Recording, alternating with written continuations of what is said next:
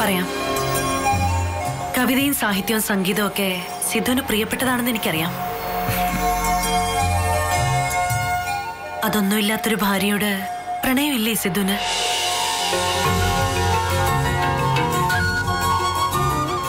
ജീവിതം കവിതയും സാഹിത്യമൊന്നുമല്ല, അത് കൊണ്ടു നടക്കാൻ വേണ്ടത് മനസ്സാ. മനസ്സുകൊണ്ടുള്ള അടുപ്പമാ ജീവിതം. ആ അടുപ്പം സിദ്ധുവിന് എന്നോടില്ലേ? നിനക്കെന്താ ഒരു നിരാശയുടെ സ്വരം? മൊത്തത്തിലൊന്ന് റിവൈൻഡ് ചെയ്ത് നോക്കിയപ്പോ സിദ്ധു എന്നെ സ്നേഹിച്ചിട്ടുണ്ടായിരുന്നില്ല എന്ന് എനിക്ക് തോന്നുക. ആപത്തിൽ നിന്ന് രക്ഷപ്പെടുത്തിയവളോട് തോന്നിയ സിമ്പതിയാണെങ്കിൽ അതെനിക്ക് വേണ്ട. അതൊന്നുമല്ല മനസ്സേ, എനിക്ക് നിന്നെ ഇഷ്ടോ. പെട്ടെന്ന് കഴിച്ച കല്യാണത്തിന്റെ ഒരു എക്സൈറ്റ്മെന്റ് അത് കഴിഞ്ഞു. ഇനി നിനക്ക് ചുറ്റും ഒരു ഭ്രമണപഥം വരച്ച് സദാ കറങ്ങിക്കൊണ്ടിരിക്കും ഞാൻ. ഓ, അതൊന്നും വേണ്ട. ഇടയ്ക്കെങ്കിലും എന്റെ ചെവിയിലൊന്നും മന്ത്രിച്ചാ മതി, നീ എന്റെ പെണ്ണാണെന്ന്. ഞാൻ പിന്നെ ലോകം മുഴുവൻ വിളിച്ചു പറഞ്ഞോളാം ഞാൻ ഇവന്റെ പെണ്ണാണെന്ന്.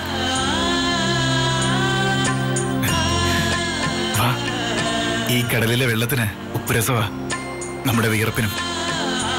നെറ്റിയിലെ സിന്ദൂരം വിയർപ്പിലൊഴുകി ചുണ്ടിലലിയുമ്പോ നീ അത് തിരിച്ചറിയും. അപ്പോ ഞാൻ നിന്നെ അറിയും ഇന്ന്.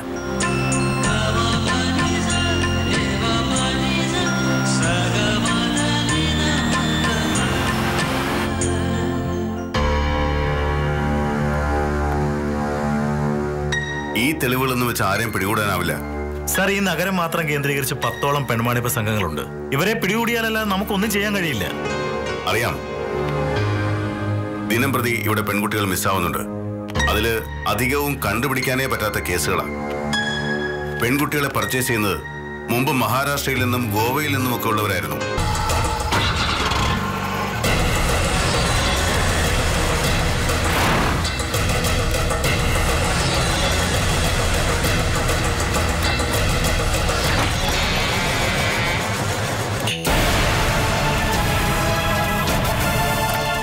ഇവിടെ സൗകര്യം കുറവാണല്ലേ മൈനെ? എന്താ കുഴപ്പം? ഒരു രാത്രിക്കല്ലേ?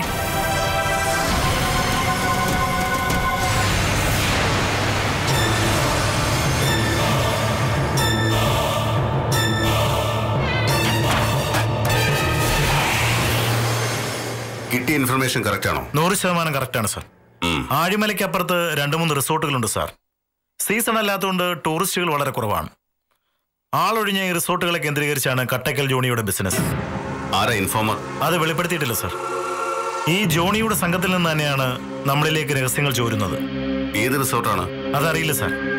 അവസാന നിമിഷം വരെ കൂടെയുള്ളവരോട് പോലും ഹാൾട്ടിംഗ് സ്ഥലം പറയാറില്ല. എന്തായാലും ആ ഭാഗത്ത് തന്നെയാണ്. ഇന്നോ നാളെയോ അവിടെ വെച്ചൊരു ഡീല് നടക്കും സാർ. ആരാണ് ആരെയാണ് അതൊന്നും അറിയില്ല? ഇല്ല സാർ, ഇതേക്കുറിച്ചുള്ള ഒരു ഡീറ്റെയിൽസും നമുക്കിതുവരെ കിട്ടിയിട്ടില്ല. വാങ്ങാൻ വരുന്നവർ?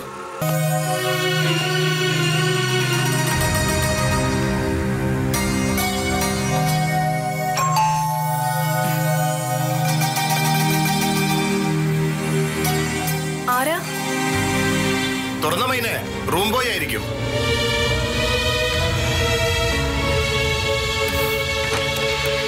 ചായ.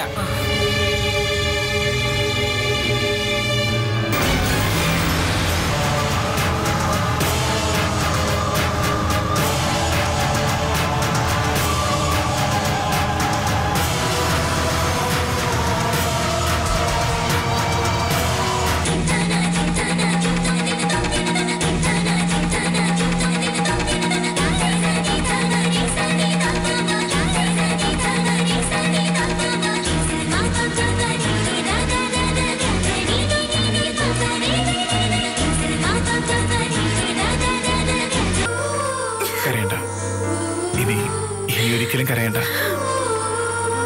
എനിക്കും നിനക്കുമിടയിൽ ഇനിയും വർഷങ്ങളുടെ ജാലകപാളികൾ തുറന്നു കിടപ്പുണ്ട്.